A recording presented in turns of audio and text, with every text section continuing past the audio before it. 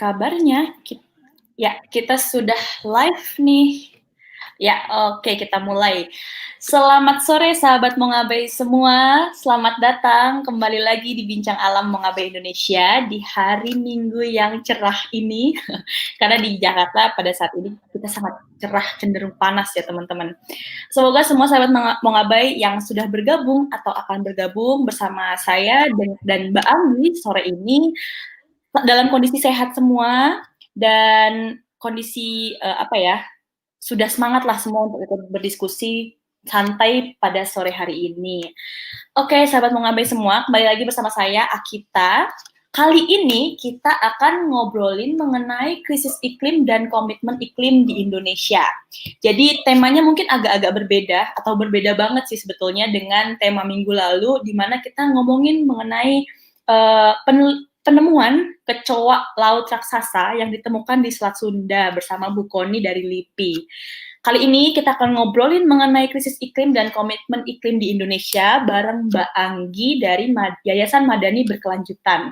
Sebelum Mbak Anggi udah dada. Halo. Kita mulai. Halo Mbak, apa kabar? Baik, Mbak Kita. Iya, seger banget Mbak Anggi ini kayaknya nih. Nah, teman-teman pasti penasaran nih, Mbak Anggi ini siapa? Dan mungkin saya akan perkenalan sedikit mengenai Mbak Anggi. Jadi Mbak Anggi ini Mbak Anggi atau Mbak Anggalia Putri Permatasari merupakan program coordinator Forestry Climate Change and Community Rights Program Association for Community and Ecology Based Law Reform Jakarta pada tahun 2012 sampai 2014 dan merintis karirnya dari tahun 2010 itu sampai sekarang menjadi Knowledge Management Manager Yayasan Madani Berkelanjutan dari tanggal 2018.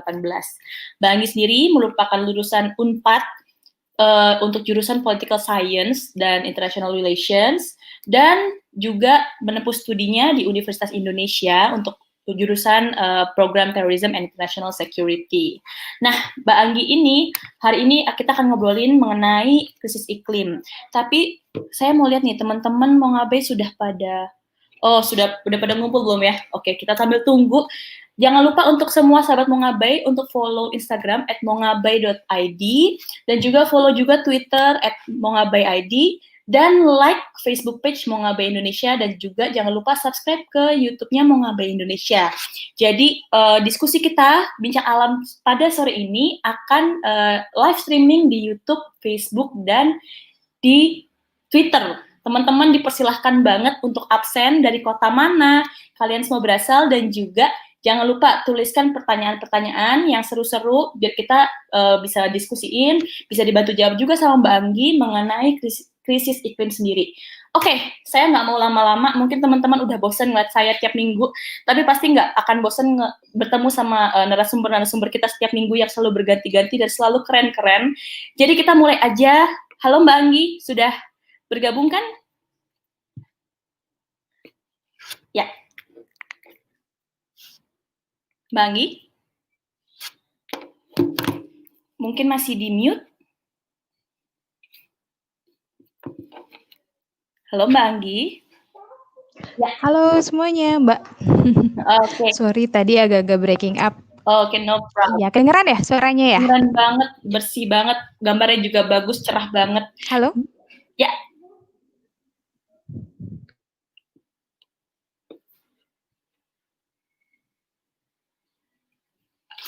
Bentar ya, teman-teman. Biasa kalau live streaming pasti ada aja yang seperti ini. Hai, suaranya agak breaking up nih di aku. Di Kak Akita, kedengeran nggak? Aku kedengeran banget, Mbak. Udah oke banget.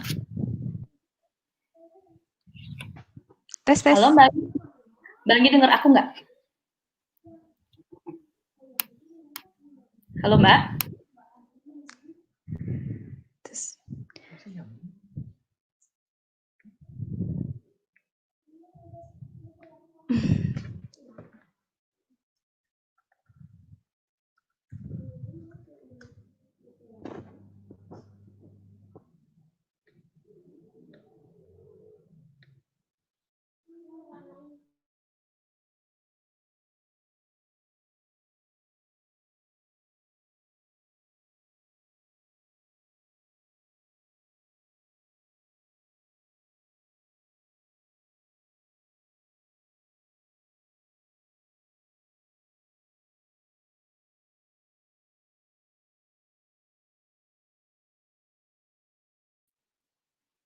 Halo Mbak Anggi. Hai Mbak. Oke, sudah oke? Udah oke. Aku nggak tahu Sorry. aku yang salah atau Iya. oke nggak apa-apa. Kita ketawain aja kalau ada masalah teknis kayak gini mah ya. Tadi udah sampai mana? Sorry, boleh di recap terakhir? Enggak sih, kita udah kenalin Mbak Anggi siapa. Teman-teman juga pasti udah penasaran siapalah Mbak Anggi ini kan. Apa kabar Mbak Anggi? Gimana sekarang? Baik, baik. Baik banget di sini lagi di Bandung. Agak panas banget di Bandung gara-gara krisis iklim. Betul. Tumben. Berarti di Jawa ya, mungkin Jakarta, Jawa Barat udah sama ya. Masa kemarau juga, musim panas juga. Nah, sambil kita nungguin teman-teman, mungkin kita bisa lanjut aja nih Mbak ke pemaparan presentasinya Mbak Anggi mengenai krisis iklim dan komitmen iklim di Indonesia. Mungkin Mbak Anggi, aku akan membantu untuk untuk mempresentasikan. Sudah siap Mbak? Siap. Oke, thank you Mbak kita. Sudah muncul? Oke. Sudah. Siap. Oke, silakan. Nanti aku izin next gitu ya. Oke, makasih Mbak kita, makasih kawan-kawan, halo semuanya, makasih banget buat Mongabai Indonesia udah diundang. Saya Anggi dari Madani. Hari ini pengen ngebahas soal krisis iklim sama komitmen iklim Indonesia. Tapi sebelumnya aku punya quote dulu nih. Aku selalu ngebuka kalau aku ngasih sesuatu talk soal krisis iklim, aku selalu ngebuka dengan quote ini. Boleh selanjutnya, Mbak? Nah, jadi kalau teman-teman pernah baca buku-bukunya Yuval Noah Harari, dia seorang historian, ada satu yang menarik, dia bilang gini, sepanjang sejarah manusia itu kita bertingkah sebagai seorang pembunuh berantai, manusia sebagai sebuah spesies ya, Homo sapiens. Nah, tapi di era ini, di abad ini, kita sudah berubah dari pembunuh berantai menjadi ecological mass murderer. Wow, jadi dari pembunuh berantai yang ngerusak di sini sedikit, ngerusak di sana sedikit, tapi sekarang kita sudah katanya menjadi mass murderer, pembunuh massal gitu ya, pembunuhan massal. Dan itu bikin aku bertanya-tanya, emang kenapa gitu? Apa yang bikin kita dibilang kayak gitu sebagai seorang salah manusia tuh apa gitu. Nah, kayaknya itu relevan banget kalau kita ngomong soal krisis iklim yang skalanya itu global. Jadi dimanapun teman-teman berada, there is no escaping dampak dari krisis ini. Mungkin boleh selanjutnya, Mbak. Nah, pertama-tama aku pengen kita mungkin apa sih emang ini kejadian? Oh, jangan-jangan ini cuma hoax doang gitu kan? Ada ya orang-orang yang skeptis atau ada climate skeptics, ada climate change denials gitu kan. Nah, tapi kalau dilihat dari sainsnya itu, kita udah bisa lihat di mana yang pertama-tama itu seperti bisa dilihat di gambar, frekuensi sama intensitas bencana alam yang terkait iklim, yang hidrometeorological itu semakin aneh, semakin intens, bencana semakin sering. Kalau misalnya ada durasinya semakin panjang, tapi juga suka nggak terprediksi gitu kapan. Misalnya ada musim banjir segini, tiba-tiba musim banjirnya kapan aja. Ini salah satunya adalah seperti bisa dilihat gambar ini dampaknya.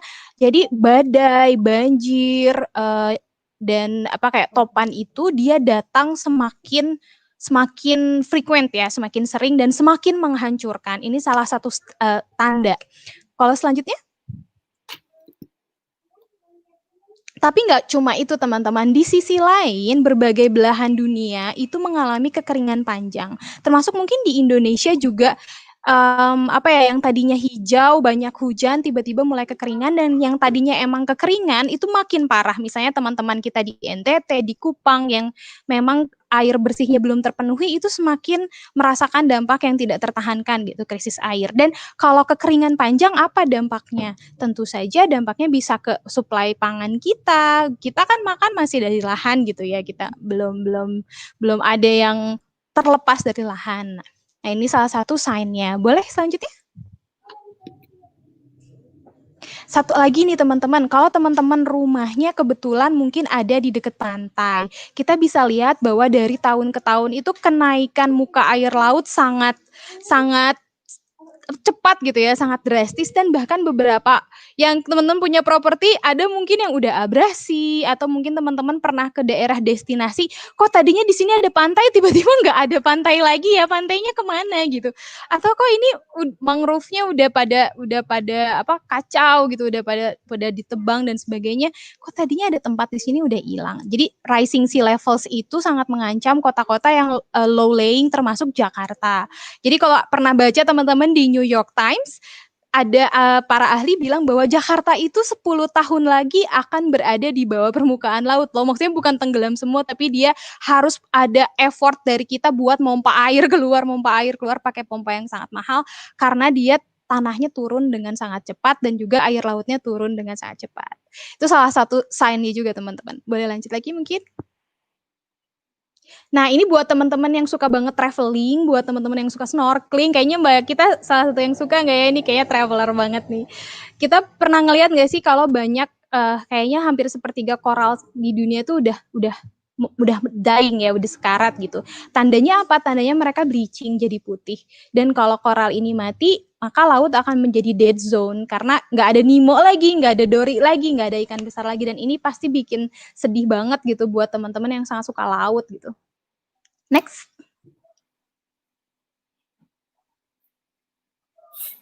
Nah, ini mungkin kita salah satu di gambar ini mungkin kita kayak apaan sih glasier apa sih gitu kan? Emang kenapa kalau misalnya gunung es itu meleleh? Nah, teman-teman, ini bahaya banget ya. Kalau misalnya gunung es meleleh itu kan melepaskan metan, gas rumah kaca. Jadi intinya kalau ini gunung es meleleh, apapun yang kita lakukan untuk menahan supaya krisis iklim tidak terjadi itu bakal enggak relevan lagi karena akan tercipta namanya positive feedback loop dan akhirnya bumi terus memanas. Jadi sebenarnya bukan cuman beruang kutub gitu yang kita khawatirkan karena rumahnya jadi hilang mencair, tapi juga buat dampak kita mumpung belum meleleh sepenuhnya, ayo kita bareng-bareng mengatasi krisis iklim. Next maybe Kak. Nah ini Kak, jadi sebenarnya dari tadi itu dari sains yang ingin aku tekankan adalah sebenarnya krisis iklim itu tuh merampas hak generasi mendatang atas kualitas hidup yang lebih baik gitu. Jadi kita sekarang sudah merasakan beberapa dampaknya, but it will only get worse kalau kita tidak mengambil langkah drastis sekarang. Jadi para ilmuwan udah sepakat gitu bahwa ini akibat manusia, ini bukan cuma fenomena alam atau mungkin act of God, tapi ini adalah akibat kegiatan manusia. Dan kalau teman-teman misalnya kok tapi ya nggak apa-apa deh, emang kenapa, apa dampaknya gitu, ada dampak lain kah? Ternyata ini sudah teridentifikasi krisis iklim sebagai salah satu ancaman terbesar untuk ekonomi dunia. Jadi orang udah nggak bisa dipisahin gitu, ekonomi lingkungan enggak.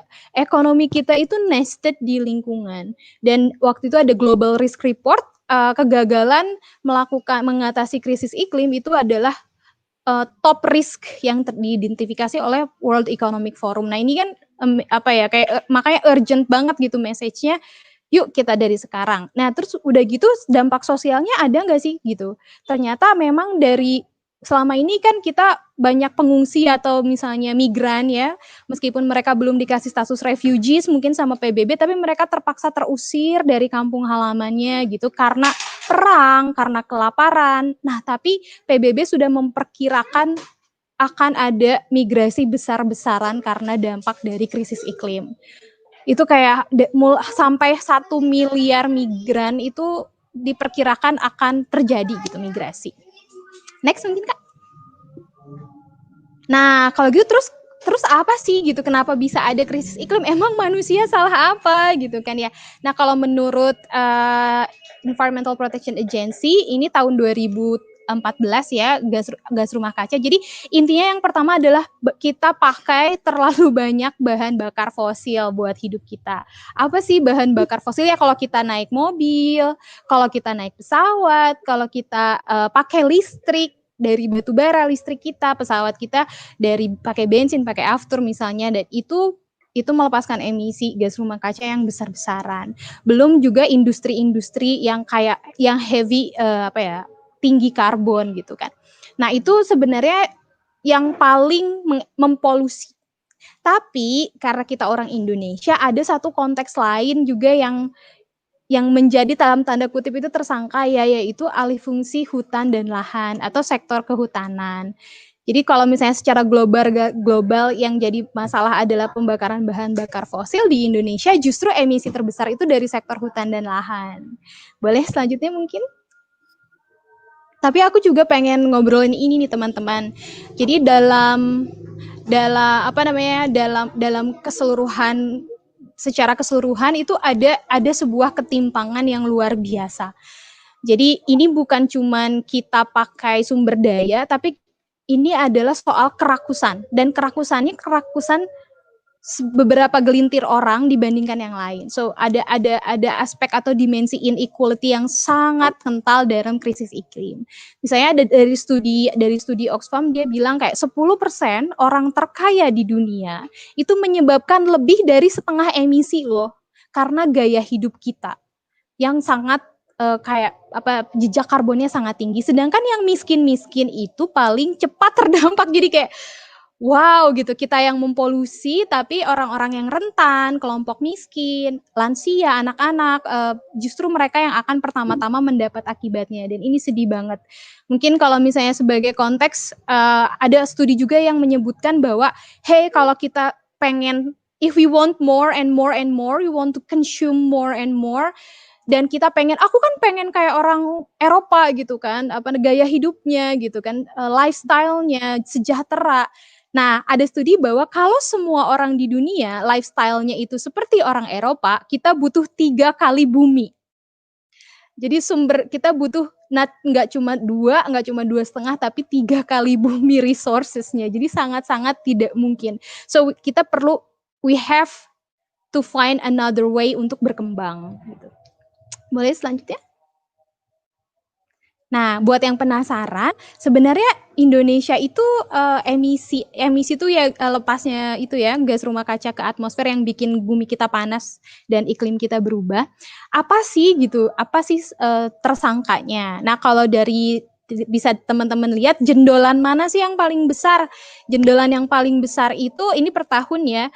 Kita lihat deh tahun 2015 pas kita kebakaran besar-besaran 2,6 juta hektar lahan hangus dan hutan di Indonesia banyak digambut. Kita diprotes di mana-mana bencana asap. Itu ternyata kebakaran gambut mengalahkan emisi dari energi. Jadi mengalahkan emisi dari industri, mengalahkan emisi dari yang lain, sampah, pertanian dan sebagainya. Satu hal, kebakaran gambut teman-teman. Jadi kalau kebakaran gambutnya kecil, misalnya di tahun-tahun sebelumnya nih, ada jendol 2010, 2011, itu Indonesia relatively fine gitu ya. Tapi begitu ada kebakaran hutan dan lahan, emisinya gede-gedean dan akhirnya kita terancam gagal nih teman-teman mencapai komitmen iklim. So kebakaran gambut is a highlight. Next mungkin. Nah, ini bisa ini breakdown yang lebih spesifik aja tentang tiga sumber utama nih dari sektor hutan dan lahan. Satu, dia kebakaran gambut. Lalu ada juga yang namanya dekomposisi gambut, teman-teman. Kalau gambut kering diganggu, dia akan melepaskan karbon. Dan yang terakhir itu ya dari deforestasi, tadinya pohon jadi bukan pohon dan sebagainya. Next. Nah, kalau teman-teman tadi kan krisis iklim ya, yang sekarang kita sudah hadapi, ini bukan sesuatu yang nanti akan terjadi, but it is already happening. Tinggal kita dengar bisa beradaptasi dengannya atau tidak, dan kita bisa memitigasi atau tidak. Jadi ada 2 pendekatan nih teman-teman. Yang pertama, we mitigate. Mitigate itu kita kurangi polusinya, kita kurangi emisi gas rumah kacanya. Tapi karena dampaknya udah kerasa, kita nggak bisa nunggu lagi. We have to adapt as well. Adapt or die gitu kan. Jadinya ada 2, mitigasi dan adaptasi. Nah, yang teman-teman lihat di layar ini adalah komitmen iklim Indonesia dalam hal mitigasi. Jadi, yuk Indonesia tuh udah keren ya, udah punya komitmen iklim sekarang, udah meratifikasi perjanjian Paris tahun 2015, dan akhirnya kita punya sesuatu yang namanya NDC atau kontribusi yang ditentukan secara nasional. Bisa lihat teman-teman sektornya aja, ada yang paling besar itu kehutanan, pertanian, kehutanan dulu, yang kedua energi ya, kemudian ada juga dari sektor pertanian, industri dan limbah. Nah, sekarang next mungkin.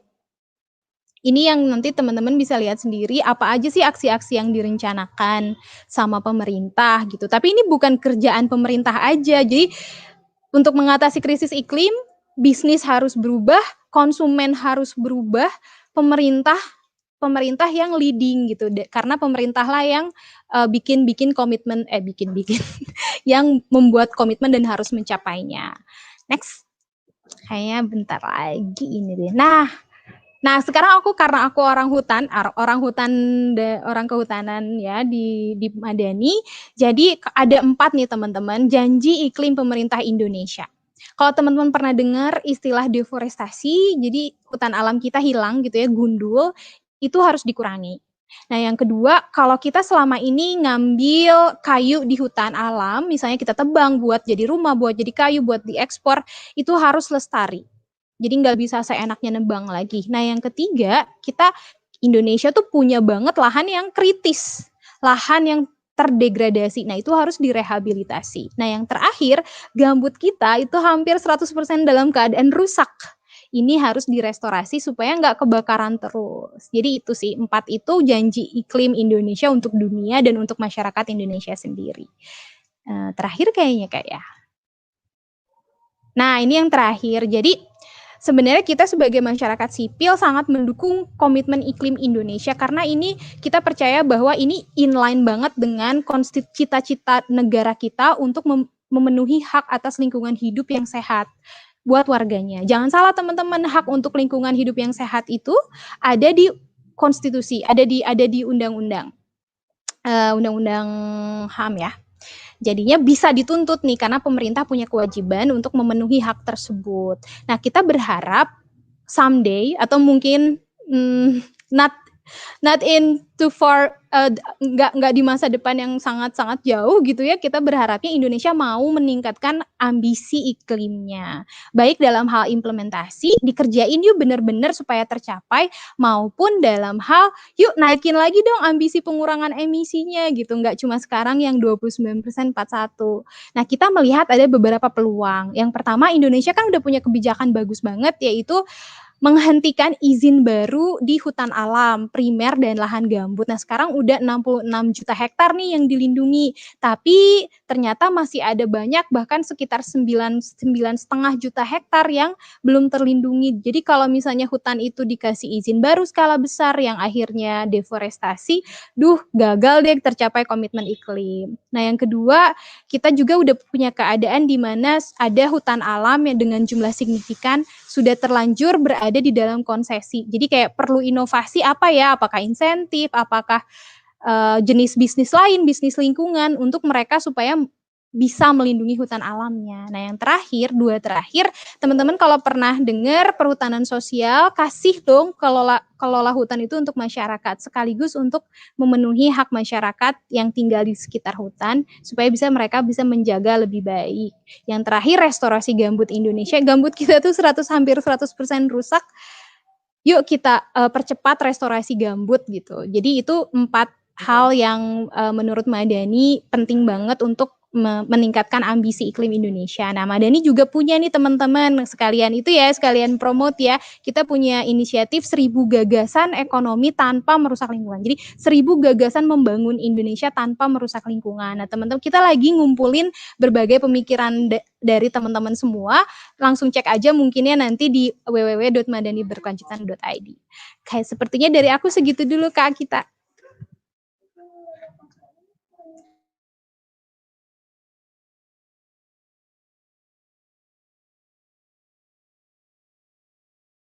Kak, maaf masih mute kayaknya Kakak. Oke, sudah terdengar? Sudah ya? Oke, terima kasih banyak Mbak Anggi, ini sudah keren-keren banget ilmu-ilmu, aku juga banyak yang baru aku pelajari, data-data yang baru juga baru aku dapatkan juga, dan pasti sahabat mau ngabe nih, waduh udah banyak banget nih pertanyaan-pertanyaan yang sudah ngantri untuk dijawab satu-satu sama Mbak Anggi. Boleh ya nanti kita jawab satu-satu ya Mbak? Wah, keren-keren banget nih audiensnya mau ngabai Indonesia. Sangat kritis. Nah, aku sebelum memulai nih sama pertanyaan dari teman-teman semua, dari sahabat Mengabai, tumben nih biasanya belum ada yang absen, biasanya sudah ada yang absen, teman-teman datang dari kota mana. Tapi kita tungguin aja, biasanya mereka ini kemungkinan sahabat Mengabai semua udah nggak sabar mau nanya, makanya nggak ada yang absen nih. Aduh, nggak apa-apa, kita tungguin aja. Tapi aku sebelum mulai nih sama pertanyaan teman-teman semua, aku punya pertanyaan nih Kak. Dari aku kecil, pasti ada selalu ada kata-kata perubahan iklim. Aku sangat akrab dengan kata-kata perubahan iklim. Tapi akhir-akhir ini berubah menjadi krisis iklim. Kapan sih sebetulnya kata-kata perubahan menjadi krisis itu sebetulnya berubah? Atau mungkin masyarakat atau pemerintah atau organisasi mulai merubah term atau penamaan dari krisis iklim atau perubahan iklim tersebut?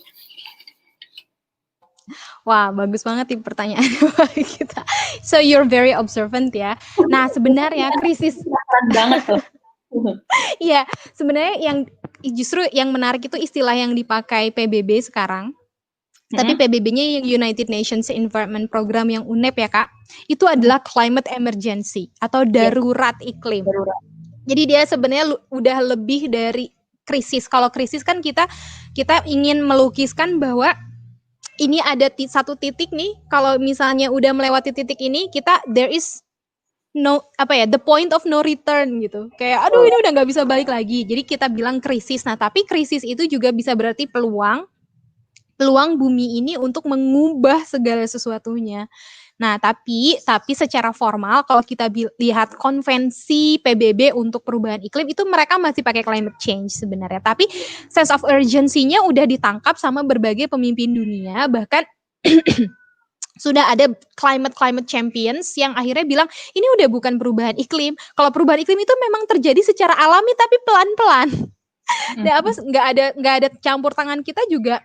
Kita kan berubah ya, waktu itu zaman es, udah gitu kan panas banget. Nah, itu berubah. Tapi itu masih ada di dalam batasan-batasan yang bisa diterima bumi. Nah, kita manusia itu merusak keseimbangan itu dan akhirnya sampai krisis.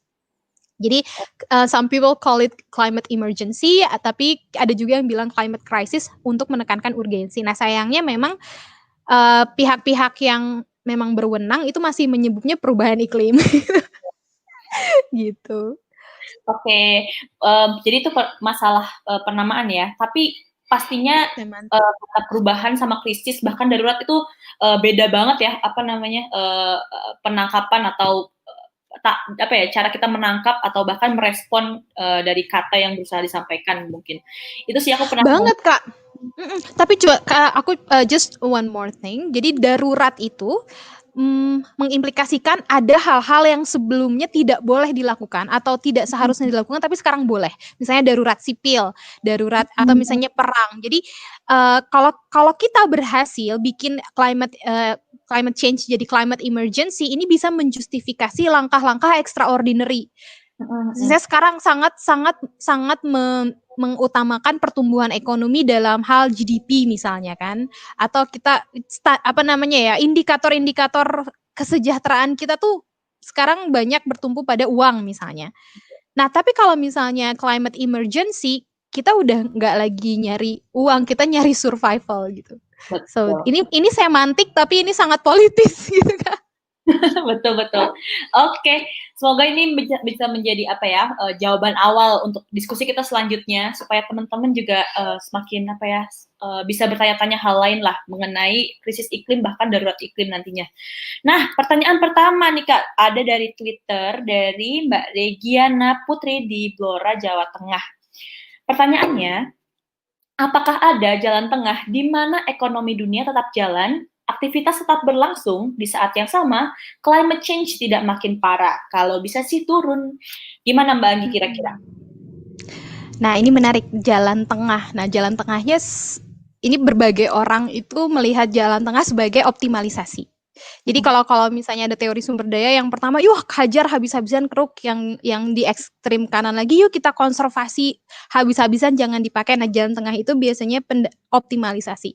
Nah, tapi aku bukan ahli ekonomi sumber daya alam ya, tapi menurut aku jalan tengah ini perubahan yang radikal. Jadi butuh perubahan yang nggak pelan-pelan. Jadi ini di itu ya, di special reportnya IPCC. IPCC itu kayak kumpulan ilmuwan dari semua negara gitu, ngumpul arisan dan akhirnya mereka kasih report tiap tahun separah apa sih kita. Mereka bilangnya adalah kalau kita leyeh-leyeh sekarang ya gitu, rebahan apa segala macam, itu nanti kita menderitanya tuh di tahun 2050 ke sana tuh menderitanya parah-parah banget gitu.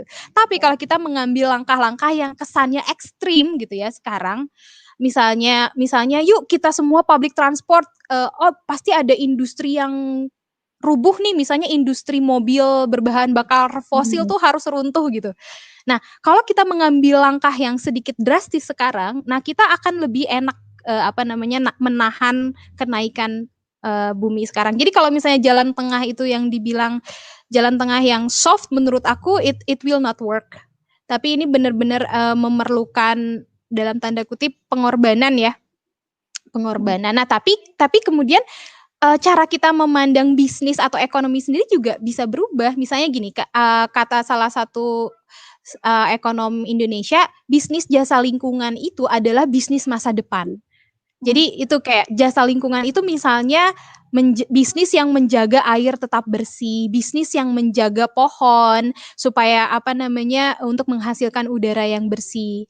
Terus misalnya bisnis pariwisata yang ekowisata gitu, yang eko gitu kan. Atau bisnis kuliner berkelanjutan di mana kita menangkap ikannya atau menangkap makanannya itu dengan cara-cara yang berkelanjutan tuh ensuring mereka bakal tetap ada gitu.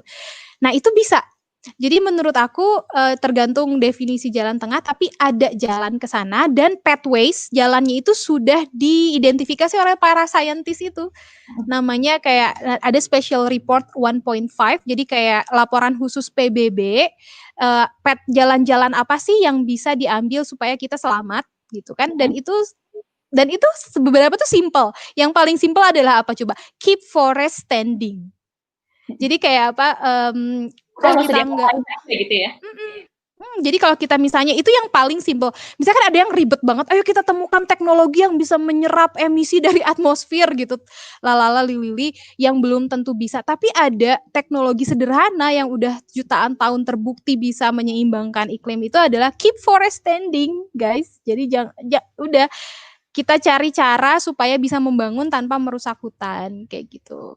Oke, berarti bahkan dengan adanya krisis iklim dan darurat iklim sendiri akan ada tercipta bisnis-bisnis baru atau bisnis baru tepatnya ya, yang mungkin sebelumnya nggak pernah ada, tapi sekarang bahkan muncul demi membantu penanganan krisis iklim sendiri gitu ya Kak ya. Mungkin itu bisa jadi win-win. Iya, bisa. Juga. Betul banget. Jadi bisnis jasa lingkungan itu salah satu business of the future. Oke. Nah, semoga tadi menjawab nih pertanyaan dari Mbak Regiana Putri. Kita lanjut nih, ada Mas Enggo, Aditya Enggo nih dari Mojokerto. Pertanyaannya, apakah elektrifikasi kendaraan seperti mobil listrik akan secara signifikan membantu mengurangi atau memperlambat perubahan iklim? Nah, mobil listrik ini lumayan kontroversial ya, Mbak Anggi ya. Mungkin boleh dijawab nih, perspektifnya Mbak Anggi sendiri mengenai mobil listrik itu seperti apa sih gitu. Halo Mojokerto, makasih pertanyaannya. Ya menarik. Kalau di pertanyaannya di Indonesia apa di negara maju ya? Kalau di negara maju itu udah bagian sangat besar dalam rencana mitigasi mereka EV ya, electric vehicle. Misalnya waktu aku ke Jerman itu kayaknya mobil-mobil di sana kok pada imut banget. Maksudnya kayak itu kayaknya 5 orang ngegulingin aja udah terbalik gitu kan. Tapi ternyata itu mobil-mobil listrik, dan bahkan ketika aku naik bis pun itu sebagian listrik, sebagian solar panel gitu. Atapnya aneh dan sebagainya. Jadi karena mereka mulai dari hulu ya. Listrik itu dihasilkan sama apa sih? Listriknya mereka, misalnya kalau Eropa kan listriknya bahan bakar fosil ada, tapi udah lebih banyak solar, wind sama nuklir ya. Betul. Kayak gitu. Nah di Indonesia mungkin ini kontroversial. Yang pertama kemarin yang kasus tambang itu ya meningkat ya untuk membuat bahan yang nikel itu juga, karena nikel itu sangat, tambang itu udah merusak banget. Aku pernah ke salah satu lokasinya dan aku sedih banget di Sulawesi. Nah yang kedua adalah listrik dari Indonesia masih dihasilkan sama batu bara, most of it. gitu. Jadi yang menurutku kalau electric vehicle itu akan sangat membantu at least polusi udara. Ya, pencemaran di kota-kota.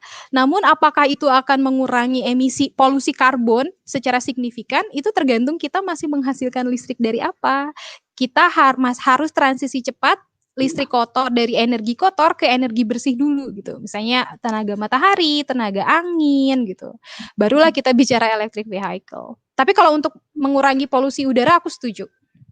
Ya, jadi kembali dari sumber energinya juga ya Mbak ya, yang paling penting. Betul. Iya, karena memang kalau kita mau mitigasi, lihat dulu sumbernya apa. Jadi jangan sampai yang salah yang paling besar.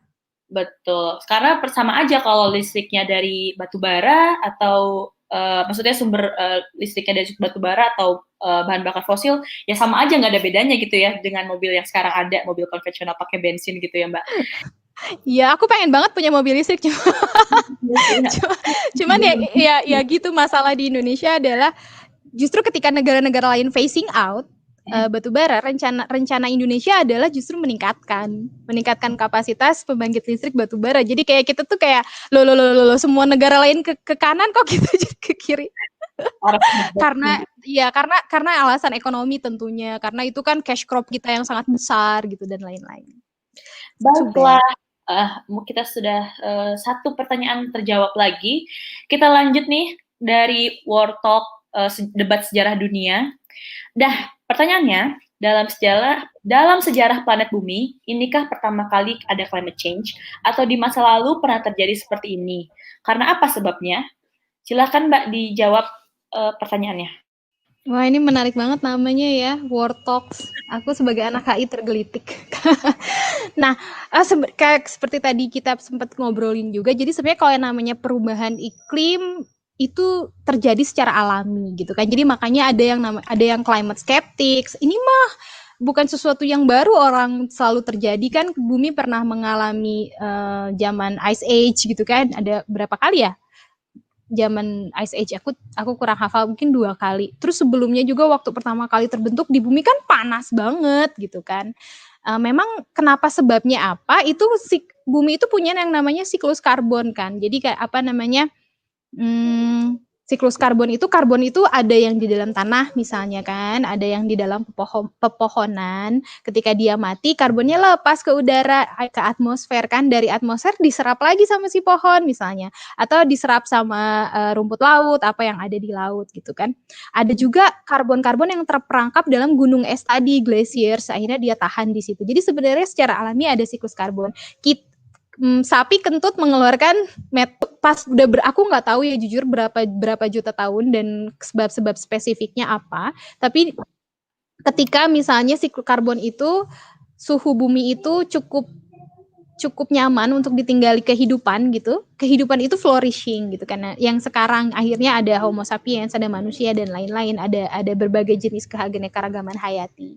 Kita ada di keseimbangan itu. Nah, yang climate change yang kita bicarakan sekarang, yang sebenarnya lebih tepat kalau dibilang climate crisis atau climate emergency, adalah keseimbangan yang rusak tadi. Jadi kayak terlalu buminya kayak udah ngos-ngosan gitu kan, kayak ini saya udah nggak bisa nyerap lagi ini di pohon, ini pohonnya udah ditebangin, ini saya nggak bisa nyerap lagi di laut misalnya kayak gitu, akhirnya terkonsentrasi lah di atmosfer. Jadi kayak sebenarnya karbon itu nggak salah dia cuma kebanyakan aja di atmosfer, akhirnya memerangkap panas di bumi, radiasi sinar matahari yang nggak bisa balik lagi keluar angkasa, akhirnya jadi chaotic gini iklim kita gitu kan. Akhirnya banyak badai, banyak bencana, kekeringan. Jadi begitu, mungkin kayaknya Mas atau Mbaknya lebih tahu ya, yang karena sejarah dunia ya, ada zaman Pleistocene, Ice Age dan sebagainya. Nah, tapi sekarang hal yang membedakan ini adalah antropogenik. Kita yang menyebabkan. Jadi kayak misalnya kayak hilangnya keanekaragaman hayati, misalnya banyak banget spesies yang punah. So what gitu? Kenapa sih gitu? Kenapa sih ini mau ngabai ini apa ngomongin ini terus orang hutan apa? Normal aja kok spesies punah gitu. Tapi ada satu kata kuncinya, antropogenik. Ini kepunahannya terlalu cepat, kepunahan massal spesies, salah satunya juga karena krisis iklim dan karena aktivitas langsung manusia. Makanya di awal aku bilang bahwa dulu itu manusia cuma pembunuh berantai. Sekarang udah jadi mass murderer atau pembunuh massal kayak gitu. Baik, jadi apapun yang kita lakukan bahkan bisa menjadi alat pembunuh ya Mbak ya sebenarnya. Aduh. Kalau dipikirin, jangan depresi ya, katanya ngobrol santai. Nggak apa-apa, kita sama-sama belajar. Jadi besok atau setelah diskusi ini kita tahu harus ngapain minimal gitu kan. Oke, lanjut nih kita ke pertanyaan selanjutnya dari Twitter, dari Suki79. Banyak negara yang ingin membantu planet bumi mengurangi dampak climate change, tapi negara mereka terlalu kecil untuk bisa make difference. Seperti Singapura misalnya atau Bhutan. Sementara negara besar masih begini-gini aja. Bagaimana pendapat kakak? Gitu. Wah, kalau Singapura atau Bhutan mungkin perbedaannya beda gitu ya. Kalau menurut gimana nih? Iya, itu menarik banget pertanyaannya karena Bhutan lagi yang dikasih contoh ya. Aku kenapa langsung tuing Bhutan itu aku pernah baca bahwa di Bhutan itu ada yang namanya Ministry of Happiness. Jadi kayak menteri kebahagiaan gitu. Jadi mereka indikatornya bukan hanya pertumbuhan ekonomi tapi apakah warga negara itu bahagia atau enggak. Jadi itu unik banget gitu. Nah, Singapura sebenarnya adalah salah satu negara maju ya. Jadi emisinya meskipun emisinya itu lumayan besar.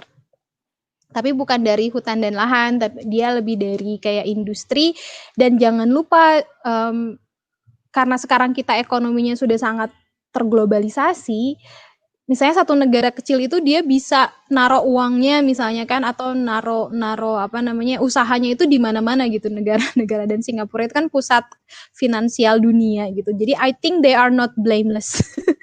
I don't think they are blameless, dan menurut aku mereka besar juga kontribusinya. Tapi Singapura itu setahu aku waktu ada yang presentasi ya dari Singapura itu mereka lebih banyak di bangunan ya. Kalau yang di Singapuranya sendiri lebih banyak ke green building. Sama efisiensi energi. Mereka itu konsumsi energinya mungkin lebih besar dari kita gitu kan. Energi listrik buat building, buat mobil dan sebagainya. Tapi itu menarik banget. Ini emang jantung permasalahan politik iklim dunia. Yaitu masih ada ego antara kayak negara-negara yang udah established ya, maju gitu. Kita dulu dibilangnya Aneks 1 gitu sebelum Paris Agreement. Negara-negara yang emang udah ngerusak duluan dan sekarang udah menikmati hasilnya sejahtera kayak Uni Eropa, negara-negara Eropa, Amerika Serikat, dengan negara-negara yang lagi emerging nih, kayak Cina, Brazil, India, negara-negara yang lagi, kalau kata bahasa Jermannya memejehna, bahasa Sunda tuh lagi memejehna gitu kan. Berkembang kayak lagi gemes-gemesnya gitu mengembangkan ekonomi, dan akhirnya emisinya kalau dibandingin sekarang itu lebih besar gitu kan. Amerika Serikat salah satu alasannya mau pull out dari Paris Agreement itu adalah Cina. Saya nggak mau, takut nanti ekonomi saya kalah sama Cina gitu kan. Nah, setuju banget, tapi ada juga kelas negara lain yang kayak Bhutan tadi.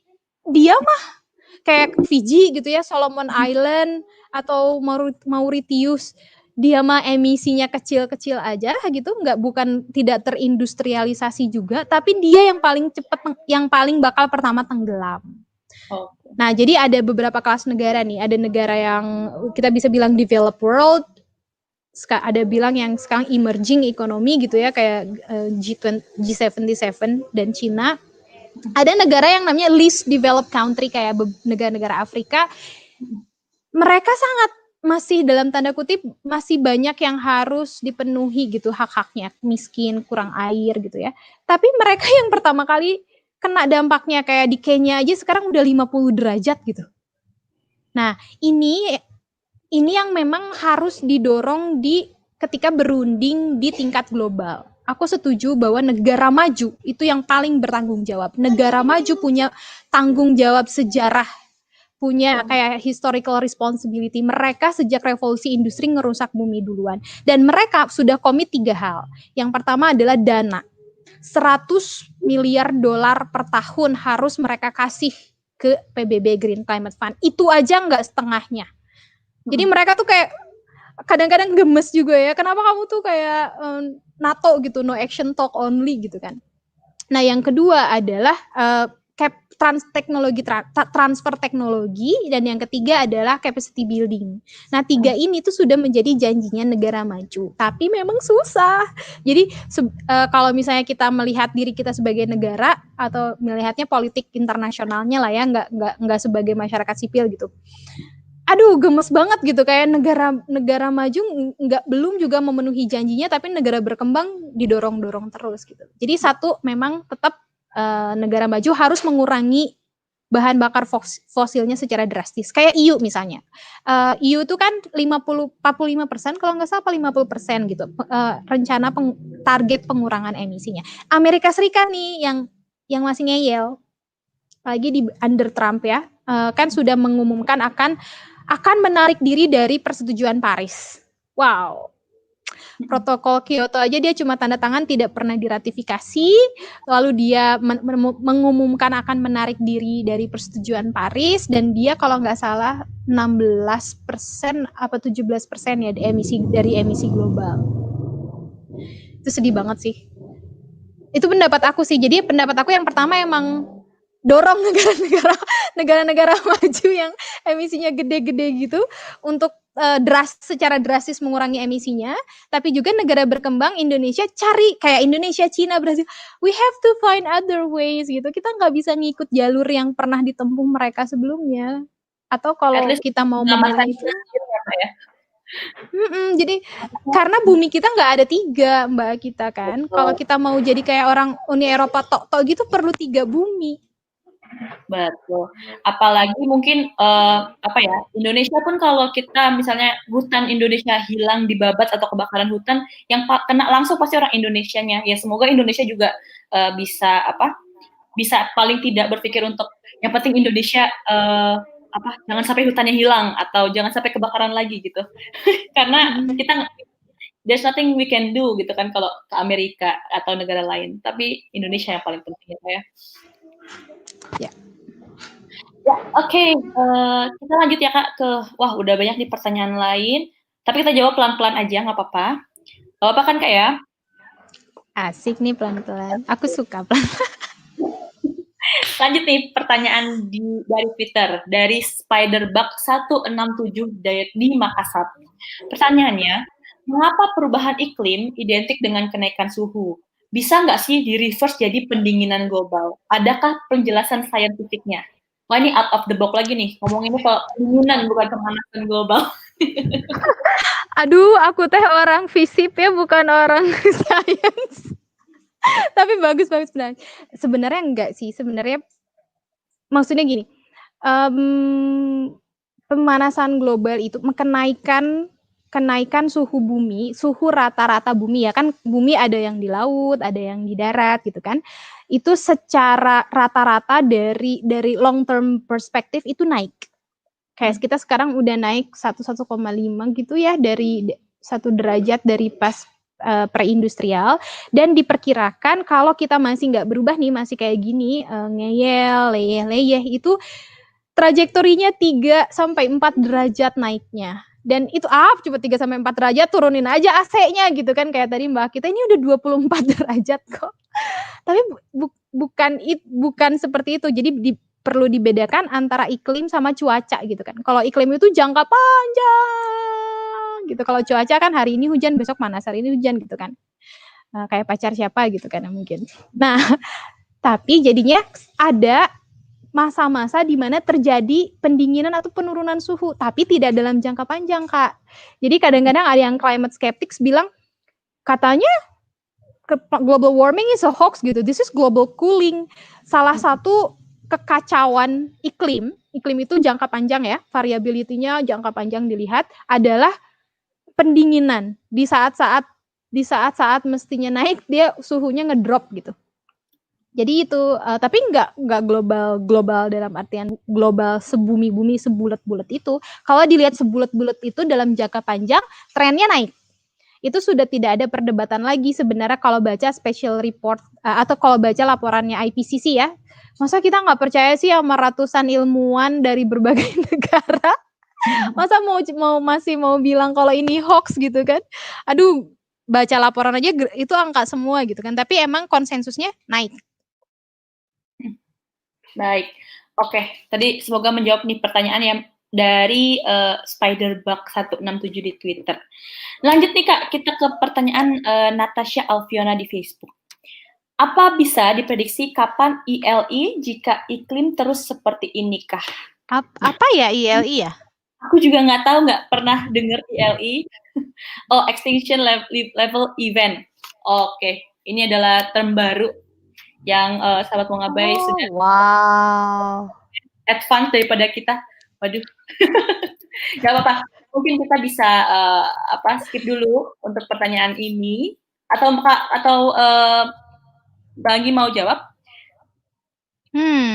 Menarik ya. Ini extinction-nya spesies atau apa ya? Aku jujur nggak, baru pertama kali denger ya. Makasih banget Natasha udah menambah vokabulari.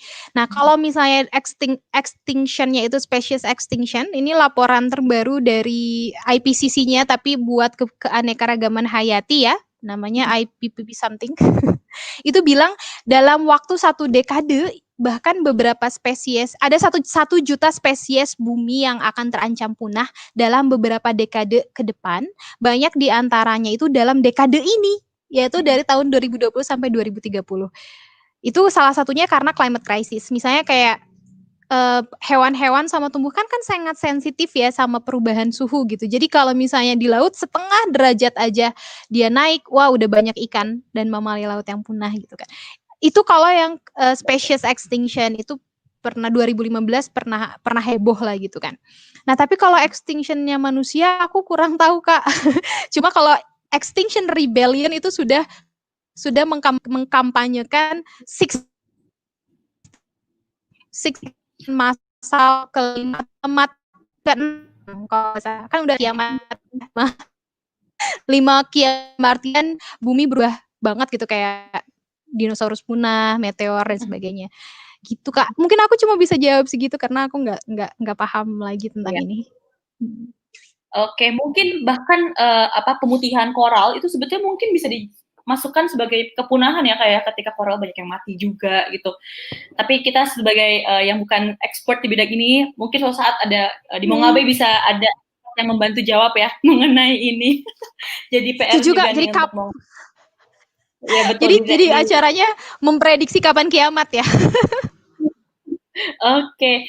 Nah, supaya tidak sedih, murung dan suram mengenai kiamat, kita next aja ke pertanyaan selanjutnya nih. Dari Mataram_UV melalui Twitter, jadi melalui Mataram nih pasti nih. Dari perspektif climate change, apakah pembangkit negara nuklir will do any good? Pembangkit tenaga nuklir mungkin ya? Iya. PLTN mungkin ya, nuclear energy ya. Kaitannya PLTN dengan climate change. Apakah baik atau tidak baik? Mungkin itu ya. Aku sebenarnya nggak pede ya jawab pertanyaan ini karena di sini ada seniorku Mas Yuyun Indradi dari Hai Mas Yuyun. Tuh. Ada tuh di komen lewat Facebook ya. Nah, perspektif kalau dari hanya sekedar dari polusi karbon itu memang jauh lebih ramah lingkungan daripada batu bara. Kalau hanya dari polusi karbon, bahkan radiasinya saja itu kalau 1000 kali lebih rendah gitu dari batu bara. Jadi batu bara itu udah meradiasi gitu ya, polusi karbon gitu. Nah, tapi ada aspek-aspek lain gitu. Apakah ini opsi yang paling aman untuk kita saat ini gitu kan? Apalagi untuk di Indonesia gitu. Jadi kayak aspek safety-nya, terus mungkin budaya masyarakat ya, budaya hukum kita yang kadang aturannya begini dilaksanakannya begitu gitu kan. Aku bukan expert, aku sama sekali, aku mau disclaimer ya, aku di nuklir ini kayak masih I'm sitting on a fence gitu. Di sisi lain aku ngelihat di negara-negara misalnya kayak Jerman itu hampir 1/4 gitu ya, energi listriknya itu disuplai sama nuklir and they are fine. Tapi kita lihat Fukushima juga, kita punya Fukushima gitu. Kita punya Chernobyl. Jadi aku masih belum bisa memutuskan Kak, apakah overall ini opsi yang baik. Padahal ada loh opsi-opsi yang lebih murah, lebih aman. Misalnya seperti solar panel, kemudian misalnya wind power gitu kan. Ini kan sekarang udah di tingkat global ini udah hampir menyamai proporsinya, udah hampir menyamai listrik dari energi nuklir. Jadi sebenarnya kalau aja kita mau kayak benar-benar untuk interest umat manusia atau untuk masyarakat, bukan untuk segelintir industri atau pebisnis tertentu ya yang bakal rugi, kita murahin regulatory risk-nya dikurangi, kayaknya wind power sama solar itu bisa menjadi opsi yang lebih viable. Ada Mas Yuyun, halo Mas. Maaf ya Mas, kalau seniorku. Oke. Jadi memang apakah PLTN baik atau tidak? Mungkin kita juga masih harus banyak belajar dari pengalaman kegagalan PLTN seperti di Chernobyl dan Fukushima tadi ya. Iya, Fukushima. Dan semoga akan ada option ya untuk pembangkit tenaga listrik yang lebih bersih gitu kan Kak. Yang lebih aman deh gitu ya. Nah, kita lanjut nih, mana lagi ya? Dari Pradipta 89_UI melalui Twitter di Bandung. Is humanity doomed? I mean, sudahkah kita terlambat menangani climate change and no reason at all? Nah, ini kita membahas kenapa Mbak hidup belum lagi. Belum. 10 tahun lagi thresholdnya kalau kata laporan PBB. 10 tahun lagi, tapi mungkin sudah beberapa spesies bahkan sudah punah atau diambang kepunahan. Semoga tidak untuk manusia dan spesies-spesies lainnya masih ada ya Kak ya. Iya, nah ini menarik. Jadi kalau Pradipta bisa refer ke special report SR ya, SR 1.5 dari IPCC gitu. Jadi dia udah ada kayak grafik gitu. Dari sekarang sampai 2030 emisi kita harus turun 7,6% per tahun. Kalau kita mau mencapai target persetujuan Paris supaya kita aman ya, aman. Tapi kalau tahun 2050 emisi kita harus udah net zero. Net zero adalah kita mengemisi tapi terserap lagi. Jadi kayak plus gitu. Nah, jadi moment of truth-nya itu adalah dekade ini. Apakah kita bisa target itu? Kalau enggak ya I think humanity is doomed. Jadi kalau teman-teman menarik nih nonton film Downsize. Aku rekomen nanti bisa terjawab mungkin dari situ sedikit. Iya, kalau nggak salah Downsize tuh spoiler nggak ya? Tapi kira-kira tentang pemakaian ini ya, sumber daya yang lebih sedikit gitu kalau nggak salah ya kayak. Iya, jadi manusianya dijadiin mini gitu supaya memakai sumber dayanya sedikit. Aduh, ada di penelitian yang mungkin, siapa tahu mungkin gitu kan. Oke, Kak, ini kita downsizing kakak. Downsizing, iya downsizing. Makasih. Itu menarik banget dan tapi akhirnya itu gagal. Akhirnya ya gimana ya? Tapi enggak lah, kita masih punya 10 tahun kok dan ada teman-teman audiens yang mau ngaba yang tetap semangat, jadi masih ada harapan. Manusia itu kan sumbernya harapan. Ya, betul. Nah, kita sudah di penghujung acara, tapi untuk menutup nih diskusi bincang alam kita kali ini, saya ada 2 pertanyaan Kak dari saya sendiri mungkin ya. Nah, dari tadi kita sudah ngomongin apa aja ancamannya, apa saja ancaman, apa yang sudah dilakukan, strategi apa yang sudah diimplementasikan oleh pemerintah Indonesia. Saya mau tanya nih, kalau untuk kita sendiri, apa sih Kak yang bisa kita lakukan untuk mendukung komitmen iklim di Indonesia gitu? Itu yang pertama. Lalu yang kedua, oke nggak apa-apa, jawab aja dulu Kak, gimana? Ini banyak orang kota atau orang desa nih? Kalau orang kota, yuk se-Indonesia ya. Yang bisa kita lakukan di tingkat individu menurut aku ya untuk orang kota adalah efisiensi energi. Itu karena orang kota tuh banyak boros banget energi gitu kan. Listrik, pakai kendaraan kemana-mana. Terus kita bisa menjadi konsumen, kita sebagai makhluk politik juga gitu kan, zone politikon. Yang bisa kita lakukan adalah minta ke pemerintah. Kita udah punya haknya kok, kita udah punya instrumen kebijakannya, kita udah punya hukum. Tinggal dorong, minta pemerintah untuk setia gitu di jalan ini gitu. Karena ada kepentingan-kepentingan yang mereka punya lobby power yang besar, kepentingan-kepentingan industri kotor yang pengen banget komitmen iklim Indonesia gagal. Jadi kita dukung ke pemerintah, tapi juga minta ke pemerintah buat tetap konsisten di sini. Menurut aku itu sama pentingnya dengan individual action. Banyak banget individual action yang bisa teman-teman lakukan. Adopsi pohon, efisiensi energi gitu kan, cabut charger kalau nggak dipakai. Udah gitu kayak nggak usah pakai plastik sekali pakai itu minyak bumi gitu. Ganti ke sepeda, public transport, there's banyak banget range-nya. Nah, tapi individual actions itu para ahli sepakat tidak akan cukup. Jadi harus ada perubahan kebijakan yang sistemik di tingkat negara. Ya, dan Mungkin itu ya, Kak. ya, Pak. Nah, tadi Mbak Anggi bilang bahwa kita sudah punya apa ya, kita bisa meminta gitu kan sama pemerintah Indonesia untuk bisa memenuhi komitmennya. Tapi apa sebenarnya penalti atau sanksi bagi negara yang tidak memenuhi komitmen pencapaian komitmen iklimnya atau komitmen krisis iklimnya gitu Pak? Selain tadi mungkin rakyat dan lain-lain, tapi apa sih sebetulnya sanksi lain yang diterima sebuah negara jika tidak memenuhi komitmen krisis iklimnya? Nah, sayangnya untuk saat ini tidak ada Kak Akita. Jadi persetujuan Paris itu bukan perjanjian yang ada sanksinya. Jadi paling cuma malu aja gitu. Tapi dia ada mekanisme transparansinya. Jadi nanti di Indonesia kan nanti akan ada global stock take gitu namanya. Indonesia ternyata gagal. Oh, Uni Eropa berhasil. Nah, paling gitu aja. Jadi sedih sih, tapi itu adalah harga yang harus dibayar. Tidak ada sanksi itu ya. Supaya negara-negara yang masih jealous banget sama kedaulatannya ini, saya buat nggak ada yang ngatur. Itu supaya come together dan akhirnya menghasilkan target Paris Agreement itu 1,5 derajat, banyak 2 derajat.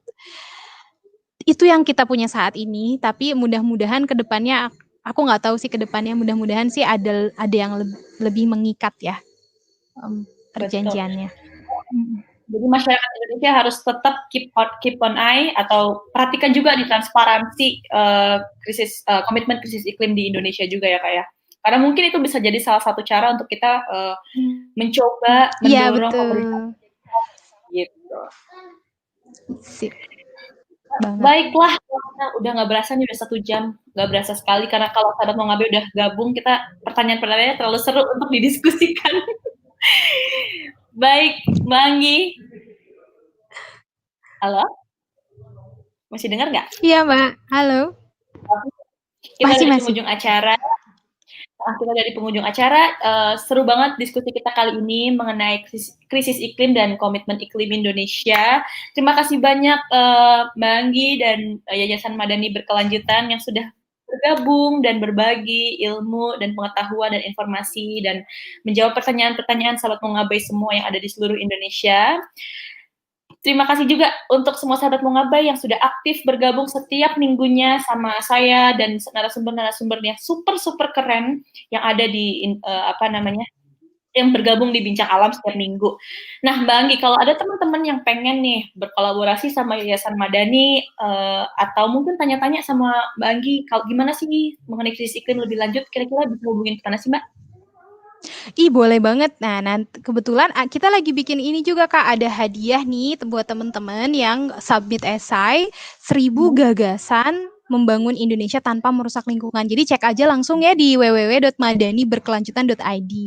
Buruan nih, hadiahnya seru banget pokoknya. Jadi cek di website Madani atau IG Madani ya @madaniberkelanjutan.id. Siap. Oke, terima kasih banyak Mbak Anggi dan Yayasan Madani. Sekali lagi terima kasih sahabat Mongabe semua.